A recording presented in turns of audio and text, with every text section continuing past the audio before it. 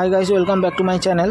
আজকে গাইস দেখতে পাচ্ছ এখানে এপসন কোম্পানির প্রিন্টার এসছে L405। এই প্রিন্টারটা এসছে, এরকমই লাইট ব্লিঙ্ক করছে, পাওয়ার লাইট, ইঙ্ক লাইট আর পেপার লাইট দুটোই ব্লিঙ্ক করছে, সবগুলোই লাইট ব্লিঙ্ক করছে গাইস।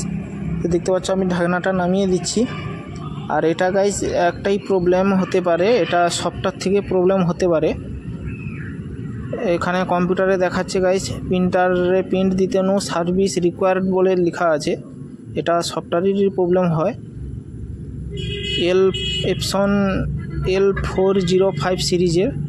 এখানে গাইস আমি অলরেডি সফটওয়্যার মেরে দিয়েছি। এখানে প্লিজ পাওয়ার অফ করতে বলছে, প্রিন্টারে পাওয়ার অফ করতে বলছে। আমি প্রিন্টারে পাওয়ারটা অফ করব। অফ করার পর দেখবো গাইস যে লাইটটা এরকমই ব্লিঙ্ক হচ্ছে কিনা। আশা করি ব্লিঙ্ক হবে না, তাও দেখে নেওয়া যাক। তো গাইস দেখতে পাচ্ছ আমি প্রিন্টারে পাওয়ারটা অফ করছি, অফ হয়ে গেছে। আমি আরেকবার অন করে দেখব।